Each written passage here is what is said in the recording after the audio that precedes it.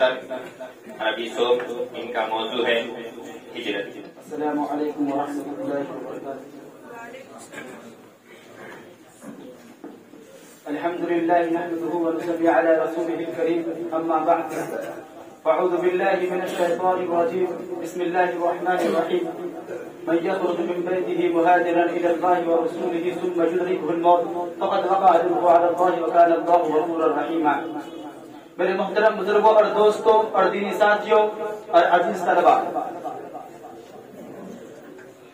قرآن کریم میں جہاد اسلام کے بعد ہجرت ایک اہم ترین عبادت ہے۔ غور کیجئے تو معلوم ہوگا کہ ایک انسان کے لیے سب سے زیادہ اہم چیز یہ ہے کہ جن اصولوں پر وہ ایمان لایا ہے ان اصولوں کے مطابق وہ زندگی بسر کر سکے، ان اصولوں کے مطابق اللہ تعالیٰ کی رضا حاصل کر سکے۔ اگر وہ ان اصولوں کے مطابق زندگی بسر نہ کر سکے تو اس کے لیے زندگی میں آزادی کیا، خود زندگی ہی بے معنی ہو جاتی ہے۔ اپنی زندگی کو خدا کی راہ میں قربان کر دینا سب سے زیادہ بہتر سمجھے گا بنسبت اس کے کہ ان اصولوں کو قربان کر دے جس پر ان کے ایمان کا دار و مدار ہے، جس کے متعلق وہ یقین رکھتا ہے کہ وہ اصول حق ہے جو خدا اور رسول کے دیے ہوئے ہیں۔ نبی پاک صلی اللہ علیہ وسلم اور آپ کے صحابہ نے اسی بنیاد پر مکہ سے مدینہ کی طرف ہجرت کی تھی۔ جب مکہ میں نبی کریم صلی اللہ علیہ وسلم اور آپ کے صحابہ پر ظلم کی انتہا ہو چکی تو نبی صلی اللہ علیہ وسلم نے صحابہ کو ہدایت کی کہ مکہ سے مدینہ چلے جائیں۔ جب مشرکین مکہ کو خبر ہوئی تو مشرکین مکہ نے کہا کہ رک جاؤ۔ مکہ میں محمد مصطفیٰ صلی اللہ علیہ وسلم اور ابو بکر صدیق رضی اللہ تعالیٰ عنہ اور علی مرتضیٰ رضی اللہ تعالیٰ عنہ اور کچھ بیمار و عارض رہ گئے تھے، اور ابو بکر صدیق رضی اللہ تعالیٰ عنہ نے پوچھا کہ محمد مصطفیٰ صلی اللہ علیہ وسلم کے پاس گئے اور اجازت چاہی۔ محمد مصطفیٰ صلی اللہ علیہ وسلم نے کہا کہ ابو بکر ٹھہر جاؤ، امید ہے کہ مجھے بھی ہجرت کی اجازت مل جائے گی، جس کا مقصد یہ تھا کہ ہجرت کے اس تاریخ 7 سفر میں حضرت ابو بکر صدیق رضی اللہ تعالیٰ عنہ کو میری رفاقت نصیب ہو۔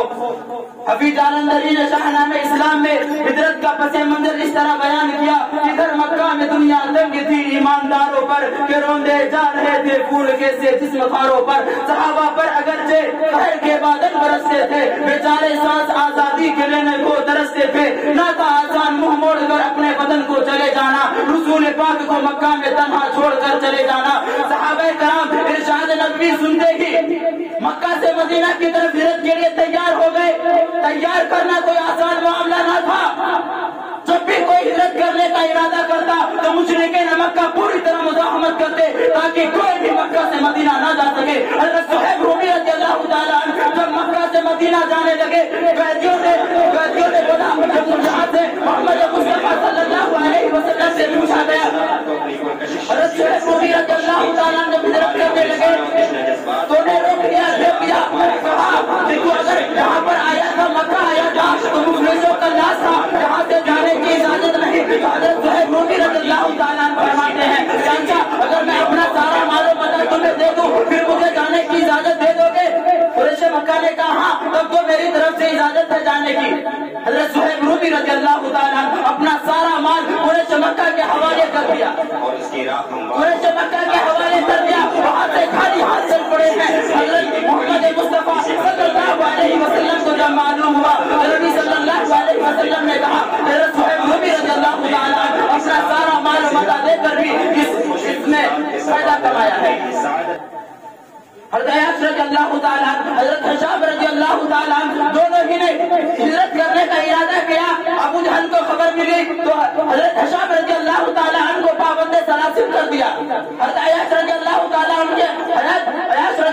تعالیٰ عنہ کے ہاتھ نہیں آئے، مدینہ پہنچ گئے۔ ابو جہل پیچھا کرتے ہوئے مدینہ پہنچے ہیں اور انہیں پکڑنے کے لیے کیارانہ چال چلی، کہا کہ آپ کی والدہ سخت بیمار ہے۔ ابو جہل نے کہا کہ آپ کی والدہ سخت بیمار ہے۔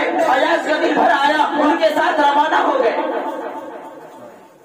ابو جہل نے راستہ ہی میں مشقیں باندھ لی، تشدد کیا، قید تنہائی میں ڈال کر طرح طرح کی اذیتیں دینے لگے، طرح طرح کی تکلیفیں پہنچانے لگے۔ جب نبی کریم صلی اللہ علیہ وسلم کو خبر ملی تو نبی صلی اللہ علیہ وسلم فرماتے ہیں اے اللہ، اے پروردگار عالم، اے پوری کائنات کو چلانے والے، اور مجھے ایسا لگتا ہے حضرت عیاش رضی اللہ قید کر دیا ہے، اسے تکلیفیں دیتا ہے، اسے اذیتیں دیتا ہے، نبی صلی اللہ علیہ وسلم کی دعا قبول ہو